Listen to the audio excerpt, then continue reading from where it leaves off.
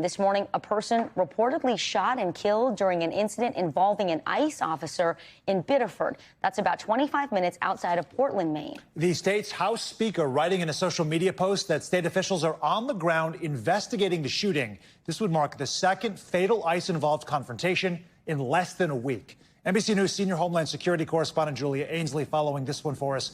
And Julia, details seem to be just coming to light right now. What more do we know about the shooting and specifically who's going to be investigating it? Well, there's still so much we don't know, Sam, but I'll tell you what we know at this hour. We know that local police will not be involved in investigating this shooting. They put out a statement just within the last hour saying that there was an ICE-involved shooting here in Biddeford, Maine, but that the Biddeford local police will not be investigating.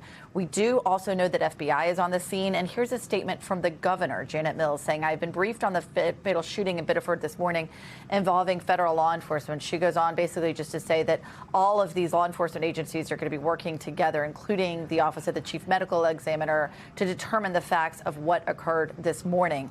The most information, I will say, came from one of our wonderful interns, summer interns at NBC, who spoke to a witness at the scene, a man who said he saw a smaller vehicle being rammed by a larger vehicle. They came down the hill, rammed again. He heard gunshots around 7:30 a.m. this morning, sounded like firecrackers. Then he saw someone being pulled out of a car, presumably law enforcement pulling the victim out of the car because he said he saw a lot of blood on this man, and that he heard the man, after he had been shot, saying, I tried to stop. Then he said he saw what looked like an attempt to save this man's life that was not successful.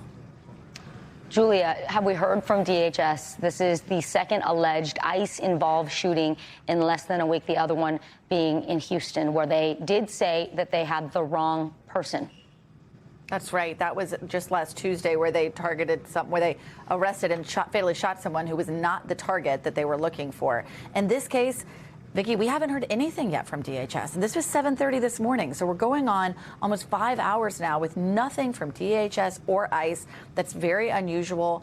Also, we're not getting much from even local advocacy groups. There's something about this where a lot of people just want more details. Sources I've reached out to say they want more details on what happened before they'll even talk to me because they're still trying to get their heads around this. Remember, there's a big lesson learned from DHS and from ICE because of Minneapolis. And when the statements came out too early about the fatal shootings of 2 U.S. citizens in Minneapolis in January that turned out not to be entirely accurate, specifically with Alex Pretty, they want to be sure they have everything right before they say anything on the record to the media.